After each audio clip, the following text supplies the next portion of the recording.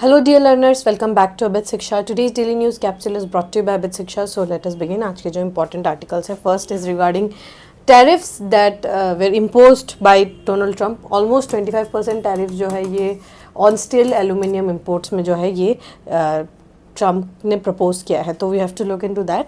Second is regarding Tamil Nadu objections of why didn't governor inform Tamil Nadu about his objections on bill. हम लोगों ने कुछ दिन पहले बिल्स के बारे में डिस्कस किया था, तो आज हम discussion, because we had one extensive discussion, we discussed all the powers under article 200. Governors के पास क्या पावर है, वी डिस्कस प्रेसिडेंट के रिगार्डिंग भी क्या पावर है, we discuss everything. Today we are going to solve one question. जो question जो है प्रीवियसली पूछा गया है वो क्वेश्चन को हम सॉल्व करेंगे. सो ये आपका क्वेश्चन जो है more over like a practice session के रूप में रहेगा, प्रैक्टिस टॉपिक के रूप में रहेगा, बिकॉज इसके बारे में हम लोग डिस्कस कर चुके हैं. And last news for the day is Gaza and Trump expanding the canvas strategy. तो यहाँ पर क्या है, गाजा में शांति बनाने के लिए ट्रम्प का क्या पोजीशन है वो भी हमें अंडरस्टैंड करना होगा. ठीक है. So without any delay we can begin with the news analysis. First is Trump proposes tariff on steel and aluminium imports. तो जो इंपोर्ट्स है यूएस जो है, इसमें अगर आप देखें तो कनाडा से सबसे ज़्यादा मंगाता है, then China, then Mexico, then UAE, then India. ठीक है. तो एल्यूमिनियम का आर्टिकल्स जो है ये सबसे ज़्यादा वो कनाडा से इंपोर्ट करते हैं, और आयरन और स्टील का आर्टिकल जो है सबसे ज़्यादा वो हम चाइना से जो है इंपोर्ट करते हैं. ठीक है. तो इसमें क्या है, 25% जो है टैरिफ वो इम्पोज करेंगे इम्पोर्टेड आपके मेटल मर्चेंडाइज से. ठीक है. न्यूज़ क्या है, president Donald Trump has said that US will impose 25% tariffs on all steel and aluminium imports. ठीक है. जितना भी स्टील और एल्यूमिनियम इंपोर्ट्स है उसमें 25% का जो है टैरिफ लगाएंगे, including from Canada and Mexico and other import duties later in this week. तो अब क्या है, एक टैरिफ वॉर, एक ट्रेड वॉर के रूप में जो है आपको देखने को मिलेगा. पूरा सीनेरियो जो है अनरेवल कर रहा है खुद को एज अ टैरिफ वॉर, एक ट्रेड वॉर के रूप में जो है निकाला यहाँ पे देखने को मिल रहा है. 25% टैरिफ है जो भी हमारे एल्यूमिनियम इंपोर्ट्स है फ्रॉम मेक्सिको एंड कनाडा. ठीक है. Any steel coming from into the US and is going to have 25% tariff, he told press person on Sunday on Air Force One as he flew from Florida to New Orleans to attend the Super Bowl. तो जो super बोल का जो event होता है आपको पता होगा, बहुत बड़ा एक इवेंट होता है सुपर बोल का. तो वहाँ पर जो है इस इवेंट में उन्होंने प्रेस को जो बोला था, प्रेस से जब उन्होंने इंटरेक्ट किया तब उन्होंने बोला कि he is going to charge 25% tariff. When asked about aluminium, he responded, "Aluminium too will be subject to trade penalties." तो both iron and steel and aluminium सब जो है टैरिफ पेनल्टी के अंदर आएंगे, ट्रेड पेनल्टी के अंदर आएंगे. Mister Trump also affirm that he would announce reciprocal tariff probably Tuesday or Wednesday, meaning that US would impose import duties on product in case which another country has levied US duty on US goods. कोई भी US good के ऊपर जिस भी देश ने, let's say कोई एक देश है X, कोई भी एक कंट्री है, उसने लेट्स से 10% टैरिफ रखा है US इंपोर्ट्स पे. ठीक है. US इंपोर्ट्स पे वो अगर कुछ US से मंगाएंगे तो 10% टैरिफ रखा है. तो प्रेसिडेंट हैज सेड दैट कि अगर कोई ऐसे गुड्स है जिसमें टैरिफ जो है लगाया जा रहा है, उस देश के ऊपर भी टैरिफ वॉर जो है ये करेंगे डोनाल्ड ट्रम्प.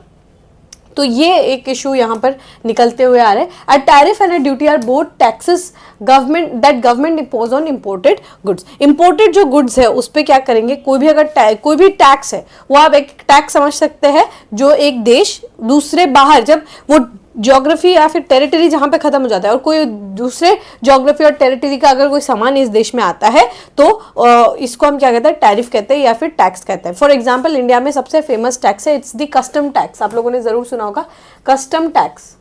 कस्टम ड्यूटीज़ जो है वो लगाते हैं. तो ये कस्टम टैक्सेस जो है ये हम लगाते हैं जब भी कोई बाहर से बाहर के कोई भी देश से अगर हमारे देश में कोई प्रोडक्ट आता है तो उसमें हम कस्टम ड्यूटीज़ जो है वो इंक्लूड करते हैं.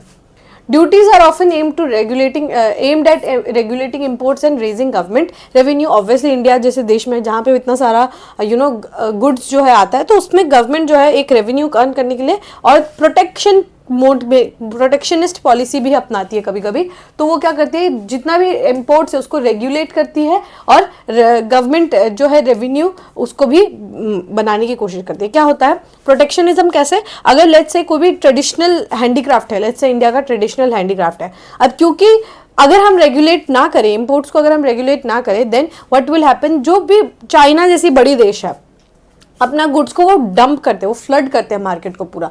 तो जो ट्रेडिशनल हैंडीक्राफ्ट्स है, लेट्स से टॉयज का मार्केट आपने सुना होगा, इसीलिए इस बार के बजट में भी आपने सुना होगा कि टॉयज को इंडिजिनस टॉयज बनाने के लिए यहाँ पर एक इम्पेटस दिया गया है इन दी बजट ऑल्सो। तो टॉय का ही एग्जाम्पल लेते हैं। टॉय जो है इंडिया में क्राफ्ट्समैनशिप के द्वारा जो है टॉय को बनाया जाता है, लेकिन वही सेम चीज चाइना में कैसा फैक्ट्री मेड, मशीन मेड होता है। तो ये क्या है, ये जो टॉय है, ये टॉय ये जो खिलौना है, ये क्या कर सकते हैं चाइना, बिकॉज इतने लार्ज मार्केट में बनाता है, इतने लार्ज क्वांटिटी में बनाता है कि प्राइस बहुत ही ज़्यादा रिड्यूस्ड प्राइस में वो बेचते हैं वो उन टॉयज़ को, उन खिलौनों को। तो इंडिया में क्या हो सकता है, अगर हम कोई भी इम्पोर्ट अगर हम कोई भी रेगुलेशन ना रखें तो क्या हो सकता है कि चाइना का पूरा टॉयज जो है वो इंडिया में आके फ्लड कर दे और हमारे जो ट्रेडिशनल हैंडीक्राफ्ट टॉयज जो है वो कहीं ना कहीं खो जाए। तो इसीलिए यहाँ पर रेगुलेशन जो है वो इंपोर्ट्स का बहुत ज़्यादा इंपॉर्टेंट है, और इससे क्या होता है, गवर्नमेंट का रेवेन्यू भी रेज होता है। टैरिफ्स क्या है, ये टैरिफ्स होता है स्पेशली लेवी किया जाता है इंपोर्टेड गुड्स, ताकि वो जो इंपोर्टेड गुड्स हो वो थोड़ा एक्सपेंसिव हो जाए compared to domestic products and to control trade volume. Let's say कोई भी इंपोर्टेड प्रोडक्ट है, लेट्स से एक इंपोर्टेड चॉकलेट ही है, तो वो बहुत ज़्यादा एक्सपेंसिव हो जाता है क्योंकि ऑब्वियसली उसमें बहुत सारे टैरिफ्स जो है वो टैक्सेस जो है वो पे करना होता है। कुछ भी आइटम्स हो उसमें टैरिफ जो है वो पे करना होता है। अगर वो लग्जरी है या फिर एक्सपेंसिव है, वो नॉर्मल प्रोडक्ट में भी वो लोग ज़्यादा टैक्सेस लगा के उसको एक्सपेंसिव बेचते हैं ताकि रेगुलेशन जो है वो मेंटेन्ड रहे। ठीक है, ट्रेड वॉल्यूम को भी कंपेयर करने के लिए। और इससे क्या हो सकता है, इंपोर्ट जो बिल है वो भी हमारा कहीं हद तक बहुत ज़्यादा कंट्रोल में रहता है। इंपोर्ट बिल, ठीक है, क्या है इंपोर्ट बिल, कि अगर जैसे कोई चीज़ है, अगर हम उसमें रेगुलेशन ना दें, अगर हम उसको टैक्सेस ना डालें, तो लेट्स से एक चॉकलेट है जो इंडिया में 200 रुपये में मिल रहा है, ठीक है, and without any charges, without any taxes, दूसरा इंपोर्टेड जो चॉकलेट है, लेट्स से लिंट का एक चॉकलेट है, ठीक है, आप लोगों ने लिंट के बारे में सुना होगा, स्विट्जरलैंड का चॉकलेट है।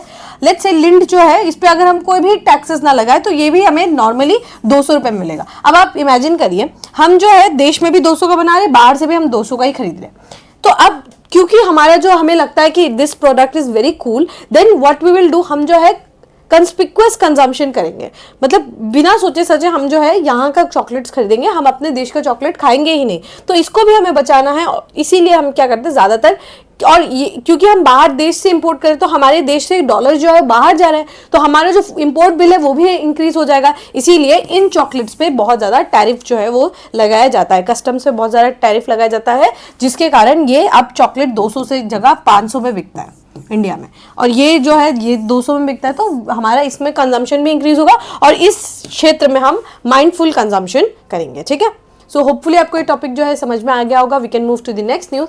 The next news is why didn't governor inform Tamil Nadu about his objections to bills. तो हमने देखा था गवर्नर ने जो है 3 साल से वो बिल्स के ऊपर मतलब उन्होंने बहुत अपना पॉकेट वीटो का इस्तेमाल कर लिया, पॉकेट वीटो भी नहीं, ही जस्ट डिडंट आंसर कि क्या करना है, क्या वो जो लॉज है उनको आगे लेके जाना है कि नहीं, या जो बिल्स है क्या उनको पास करना है कि नहीं, ऐसा कुछ भी उन्होंने नहीं बोला। He just sat over this bills, and ये एक दो नहीं, ऑलमोस्ट 13 बिल्स है जिसके ऊपर ही सैट डाउन। तो इसके कारण सुप्रीम कोर्ट ने RN Ravi, the governor of Tamil Nadu, उनको पूछा कि क्यों आपने इस तरीके से किया। तो ये जो है क्वेश्चंस जो है, ये आंसर जो है यहाँ पर चाहती है Supreme Court from the Governor of Tamil Nadu. The Supreme Court on Monday questioned the long silence of Tamil Nadu's governor spanning months and years to the state bills, culminating his withholding of consent and reference to at least 10 bills of the president for consideration. बहुत silence जो है उन्होंने maintain किया, बहुत लंबे समय तक जो है ये साइलेंस को उन्होंने मेंटेन किया। सो गवर्नमेंट वाज आस्किंग कि why did you choose to be silent, जबकि आपको अगर कुछ बहुत ज़्यादा ऑब्सीन या वल्गर या फिर खराब लगा हो, what was so wrong with those bills कि आप उस पर इतना 3 साल तक आप सिट डाउन करते हुए। So they are asking why did you choose silence. ठीक है, आपको अगर कंसिडरेशन के लिए प्रेसिडेंट के पास भेजना था, you should have sent them then and there only ना. Why did you chose to sit over those bill, considering if the bill are not that bad, ठीक है, ये और the bill are correct, if those are good bills, अगर ठीक bills है तो आप उसके ऊपर बैठे क्यों, इतना लॉन्ग साइलेंस आपने क्यों बना के रखा, and if they were not appropriate या फिर if they were violating the constitution, why didn't you send them earlier to the President of India for presidential consideration? So these are the questions that Tamil Nadu governor has to answer to the Supreme Court. Addressing Attorney General of India R. Venkatramani, who appeared for Governor R. N. Ravi, Justice J. B. Pardiwala said Governor definitely had something in his mind when he withheld the consent to the bills sent for him for assent of state government. तो उन्होंने justice Pardiwala ने क्या कहा कि governor के दिमाग में definitely कुछ ना कुछ चल रहा था, तभी वो इतना कंसेंट देने से पहले उतना लंबा समय जो है उन्होंने लिया. ठीक है, तो आर्टिकल 200 आपको पता ही है कि आपको पढ़ना है अच्छे से. मैंने आप लोगों को उस समय भी बताया था आर्टिकल 200 आपको अच्छे से पढ़ना है. Let us try to solve one question. हमको समझ में आ जाएगा कि इस टाइप का क्वेश्चन आता है और ये क्वेश्चन इससे ज़्यादा टफ जो है आ सकता है, पर ये दिस इज इनफ. अगर आपको टॉपिक समझ में आया है और अगर आप ये क्वेश्चन सॉल्व कर पा रहे then this is very very good. ठीक है, let us try to solve this question. Question में है 3 स्टेटमेंट है. आर्टिकल 200 के तहत जो है 3 स्टेटमेंट दिया गया है. We have to see and we have to choose the correct statement. पहला स्टेटमेंट है the governor may withhold this assent passed by a state legislature. The governor can return a money bill for reconsideration of state legislature. The governor can reserve a bill for the consideration of the president. ठीक है, article 200 में क्या क्या बोला गया है. अब देखिए, पहला स्टेटमेंट है द गवर्नर में withhold assent to a bill passed by state legislature. The governor can, but he has to give his answers कि क्यों उन्होंने withhold किया है, and he can sit on those bill. But आपको जो है रिटर्न आपको जो है he can stop, he can withhold his assent, he can give the assent or he can reject the bill. ठीक है, ये कर सकता है. तो ये option, this option is correct. Option number 1 is correct. Next is the governor can return a money bill. यहां पर ये वर्ड आ जाता है money bill. Governor can return a money bill for reconsideration of the legislature. Third is governor can reserve a bill for consideration of the president. ये तो हमें पता है, प्रेसिडेंशियल कंसिडरेशन तो बिल्कुल अलाउड है. लेकिन ऑप्शन नंबर बी जो है उसको अगर आप देखें, स्टेटमेंट नंबर बी जो है अगर आप देखें, the governor can return a money bill for reconsideration of the state legislature. कैसे मनी बिल को हम रिटर्न कर सकते हैं? जब मनी बिल को प्रेजेंट करते हैं पहले हम प्रेसिडेंशियल एसेंट ही लेते हैं. प्रेसिडेंशियल एसेंट जो है वो पहले लिया जाता है. Under article 110 presidential assent is necessary before presenting the bill. तो अगर आपने पहले ही प्रेसिडेंशियल एसेंट दे चुका है then you can not return a money bill for reconsideration, because आपने either you can reject the bill or you can give assent to the bill. You cannot return the bill for reconsideration. ठीक है, ये both applied for both prime minister, president and governor. ठीक है, दोनों के लिए ये अप्लाई किया जाता है. That means option number, statement number B is wrong, मतलब 2 is wrong, 2 is wrong and 2 is wrong. Option number C 1 and 3 is the correct option here. तो इस टाइप के क्वेश्चंस जो है स्टेटमेंट बेस्ड क्वेश्चंस आप लोगों को सॉल्व करना आना होगा. उसके लिए आपको बेसिक्स ब्रश अप करना इज वेरी वेरी इंपॉर्टेंट. ठीक है, चलिए समझ में आ गया होगा. इस टाइप के क्वेश्चंस आते हैं. आर्टिकल 200 गवर्नर वैसे इंपॉर्टेंट टॉपिक है. प्रेसिडेंट से हर साल क्वेश्चन आता है, गवर्नर से ऑलमोस्ट एवरी ईयर क्वेश्चन आता है. ये आपको ऑब्वियसली पढ़ना होगा with very very clarity in your mind. ठीक है, all right, we can move to the last news. The last news is regarding Gaza and Trump. Trump is always in the news. तो Gaza and Trump पे जो है news आया है, इसमें क्या बोला गया है? Both mister Trump and Israeli prime minister Benjamin Netanyahu, ठीक है, who was on hand conspicuously praised Saudi Crown Prince Mohammed bin Salman MBS and hinted that Saudi Arabia would soon join the Abraham Accords. Abraham Accords जो है US ने mediate करके, it was signed between Bahrain, Israel, ये सारे देशों के बीच में UAE and it was mediated by your USA. ठीक है, 2020 में अब्राहम अकॉर्ड साइन हुआ है ताकि ये जो मिडिल ईस्ट का जो सिचुएशन इतना टफ एंड टेंस्ड सिचुएशन है उसमें थोड़ा शांति बनने के लिए अब्राहम अकॉर्ड्स को जो है साइन किया गया था. ठीक है, this prompted Mohammed bin Salman to promptly state that Saudi Arabia would not establish ties with Israel without the creation of Palestine state. यहाँ पर बेंजामिन नेतन्याहू ने कहीं ना कहीं एक एक सटली, एक इनडायरेक्ट जो है प्रेस किया मोहम्मद बिन सलमान को. लेकिन मोहम्मद बिन सलमान ने प्रॉम्प्टली ये कहा कि कोई भी इजराइल के साथ कोई भी टाइज नहीं बनेगा without creation of Palestinian state. एक डिफरेंट पैलेस्टीनियन स्टेट अगर ना बने तो इजराइल के साथ कोई भी यहाँ पर पार्टनरशिप जो है नहीं रहेगा. West Asia's current economic problems are twofold. दो तरीके के वेस्ट एशिया में 2 तरीके के प्रॉब्लम है. पहला है कि कॉन्फ्लिक्ट्स जो है गाजा में गाजा का कॉन्फ्लिक्ट तो ऑब्वियसली आप लोगों को पता होगा, जिसने 50 बिलियंस का जो है लॉस्ट किया है। इसमें 1,70,000 हाउसेज जो है बिल्कुल खत्म हो गए, डिस्ट्रॉय हो गए हैं। लेबनान में जो अटैक्स हुए हैं उसके लिए 8.5 बिलियन का जो है नुकसान हुआ है। सीरिया में डैमेज हुआ है, 13 ईयर लॉन्ग जो है सिविल वॉर चल रहा है, जिसके कारण 500 बिलियन का जो है नुकसान है। तो economic loss is very heavy, human loss is very very heavy. While humanitarian issues are urgent, a need to socio-economic normalcy would necessarily await the respective political resolution. इसमें क्या है कि एक अर्जेंट सोशियो इकोनॉमिक नॉर्मलसी जो है लाना होगा, लेकिन इसमें क्या होगा कि हमें पॉलिटिकल विल और पॉलिटिकल रेजोल्यूशन जो है दिखाना होगा, ठीक है। Recent Trump disruption, including walking away from the Paris Climate Accord, the launch of Drill Baby Drill campaign, and the public call for lower oil prices, make one wonder whether he is a part of specific problem or he is part of the solution, ठीक है।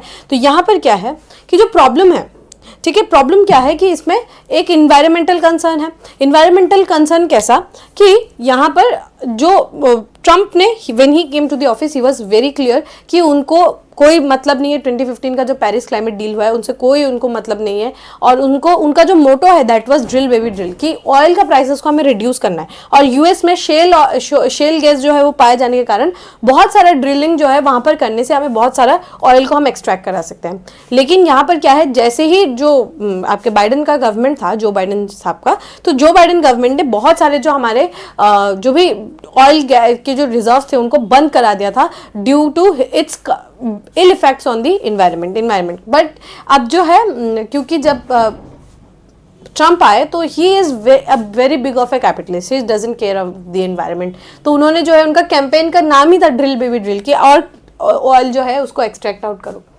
The shale revolution has made US the world's largest hydrocarbon producer, but the technology being more expensive is highly price sensitive. यहाँ पर shell जो है, shell gas जैसे discover किया था तो यूएस में सबसे ज़्यादा हाइड्रोकार्बन जो है पाया जाता है, पर यहाँ का जो टेक्नोलॉजी है बहुत ज़्यादा सेंसिटिव, एक्सपेंसिव होने के कारण प्राइस भी बहुत ज़्यादा सेंसिटिव है। If oil prices are drastically forced down, shale technology they may no longer be remunerative, ठीक है, remunerative, कि अगर प्राइस को अगर हम लोगों ने सिग्निफिकेंटली रिड्यूस करने की कोशिश की तो ये जो शेल का पूरा बिजनेस है बिल्कुल डिस्ट्रॉय हो जाएगा, they will no longer be remunerative. Further, an oil glut would dent the West Asian economy, which are widely expected to bear the major burden of the post-huge conflict reconstruction. यहाँ पर क्या है कि अगर oil भी अगर हम लोग यहाँ पर क्या है, द वेस्ट एशियन इकोनॉमीज जो है ना, they are very much dependent upon oil. तो अगर हम एक ऑयल जो है, अगर हम ऑयल को अगर स्टॉप कर दिया जाए या फिर अगर ऑयल रेम्यूनरेटिव ना रहा तो उनको क्या हो सकता है कि ये जो है बहुत ज़्यादा जो है यहाँ पर प्रॉब्लम हो सकती है in the West Asian economy. Saudi Arabia यहाँ पर कैसे आया? Spotlight, why the spotlight is on Saudi Arabia? First is his friendship with Mohammed bin Salman's friendship with Trump, ठीक है, उनका जो है फ्रेंडशिप जो है बहुत ज़्यादा गहरा है, and he has said that he would give $600 billion to USA. तो ये फ्रेंडशिप जो है आपको देखने को मिलेगा। To help cope with multiple crisis in West Asia, the US and the kingdom need to reorient their 80-year-old alliance beyond its traditional security in return for oil paradigm. The kingdom region's biggest economy has come out relatively unscathed by the conflicts waging around it. तो जो kingdom है, जो आपका जो Saudi Arabia है, Saudi Arabia का आपको पता होगा ऑयल से और यूएस से नाता बहुत तेज है। The best friend of US in the middle eastern region is Saudi Arabia. 80 year long उनका जो है फ्रेंडशिप चला है, और ये क्या है, अलायंस इनका बहुत तगड़ा है, ठीक है। तो अब क्या है कि to win in this situation उन दोनों को जो है ट्रेडिशनल उनका सिक्योरिटी कैसा था कि यूएस जो है यहाँ पर आकर आपका प्रोवाइड कराएगी सिक्योरिटी, और इन सिक्योरिटी के बदले यूएस जो आपका सऊदी अरेबिया है ये यूएस को बहुत सस्ते में तेल दिलाएगा। तो उनका ये बार्टर था कि security in return for oil, ठीक है। पर उसके बाद क्या है कि before the Gaza war America's regional diplomacy was focused on Riyadh Tel Aviv reconciliation. Despite this serious obstacles the rational for Saudi US re engagement remains intact. तो यहाँ क्या है कि जब बिफोर द गाजा वॉर यहाँ पर क्योंकि alliance में आप कौन कौन है, देखिए US is in the middle, US has good relationship with Israel also, and US has good relationship, very good relationship with Saudi Arabia. But Saudi Arabia and Israel are enemies, they are enemies countries. तो इसीलिए before Gaza वार उनका क्या था कि Riyadh और तेल अवीव, ठीक है, रियाद जो है आपको पता होगा सऊदी अरेबिया एंड तेल अवीव इज इजराइल, तो दोनों देशों का रिकंसिलिएशन था। पर उसके बाद से जो है अभी क्योंकि ये वॉर हुआ है उसके कारण जो है इतना ज़्यादा जो है हमें बेटर जो है रिकंसिलिएशन दोनों देशों के बीच में देखने को नहीं मिला। In many cases western economic sanctions also come in the way. The second regional economic problem is structural.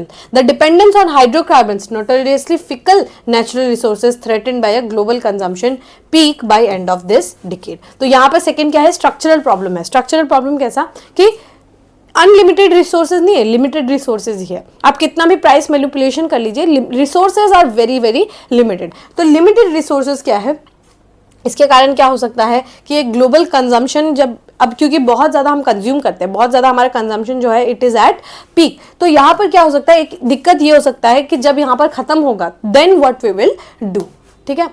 और ये आपको पता होगा organization of petroleum exporting countries, OPEC जो है इनका ग्रुपिंग है, ठीक है। ओपेक जो ग्रुपिंग है ये क्या है, एक परमानेंट है बॉडी है, इंटर गवर्नमेंटल ऑर्गेनाइजेशन है, created by in the Baghdad conference in 1960। Baghdad conference जो है ये हुआ था, इसमें कौन कौन है, ईरान है, इराक है, कुवैत है, सऊदी अरेबिया एंड वेनेजुएला, ठीक है। आप देख पाएंगे यहाँ पर एक देश ईरान भी है, एक देश इराक भी है। ईरान जो है उस समय शाह डायनेस्टी के अंदर था and they were very good with US, तो इसीलिए 1960s के समय पे आप देखेंगे कि ओपेक जब बना था तब यहाँ पर ईरानियन गवर्नमेंट भी यहाँ पर थी, ठीक है, ओपेक कंट्रीज में। इट एम्स जो है ये कार्टेल है, this is basically a cartel, तेल का जो है ये कार्टेल है, ऑयल कार्टेल इनको हम कहते हैं। और ये क्या करते हैं, सप्लाई पूरा मैनेज करते हैं, दुनिया में जितना भी ऑयल मार्केट है ये पूरा यही ओपेक जो है मैनेज करता है, प्रोड्यूस भी यही करते हैं, प्राइस भी यही रखते हैं, ठीक है। हेडक्वार्टर कहाँ है, वियना ऑस्ट्रिया में, ठीक है, वियना ऑस्ट्रिया में जो है इनका हेडक्वार्टर है, वेरी डिफरेंट, इसीलिए मैंने रेड में मार्क किया हुआ है। ओपेक मेंबरशिप जो है, जो भी सब्सटेंशियल एक्सपोर्टर है तेल का वो सब ओपेक के मेंबर्स है, ठीक है।